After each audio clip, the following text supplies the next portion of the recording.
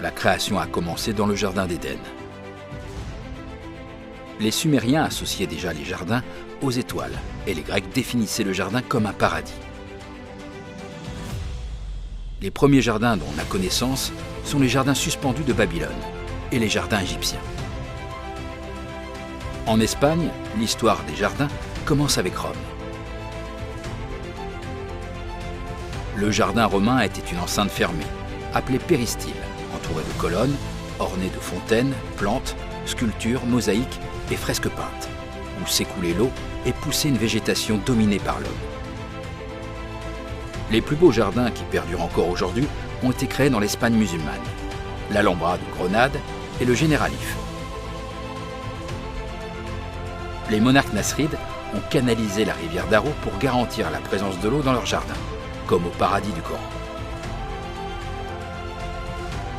Les jardins du Real Alcázar de Séville, réalisés par des artistes minéraires, quelque peu avant la cour des Lions de Grenade, sont également imprégnés de cette esthétique. Par la suite, Philippe II, sous l'influence des jardins flamands, créa les jardins d'Aranjuez, qui se caractérisent par une profusion de tunnels de verdure et de haies de roses.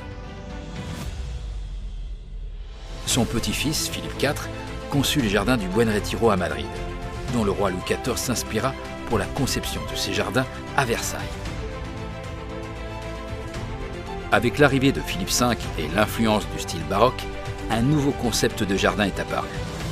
Un espace naturel dominé par l'homme qui reflète la puissance du monarque. Dans les jardins de la Granja, on peut observer cette nature ordonnée et clôturée. C'est à la fin du XVIIIe siècle qu'apparaît le jardin anglais, qui cherche le paradis perdu en opposition à l'esthétique française. Le jardin du Capriccio à Madrid, qui crée un monde magique, rempli de canaux, lacs, chapelles, salons de danse, pour permettre aux nobles d'assumer le rôle de jardinier, illustre bien cette tendance.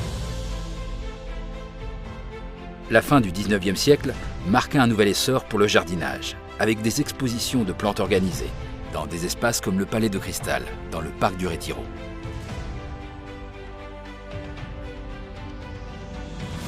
Dans les grandes villes comme Madrid ou Barcelone, des hôtels particuliers sont apparus, avec leur propre jardin, et, pour la première fois, de grandes maisons de campagne ont été construites, avec un grand jardin. Comme celui de Moratalla à Cordoue.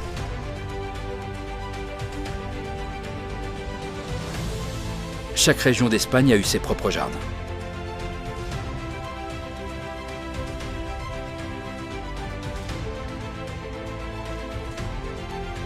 Les Pazos en Galice, les Cigarrales à Tolède, les Quintas à Madrid, les Carmenes à Grenade ou les Macias en Catalogne. Les derniers grands jardins historiques réalisés en Espagne sont le Parc Güell, créé par Gaudí à Barcelone, la Palmeraie d'Elche à Alicante ou le Parc de Maria Luisa à Séville.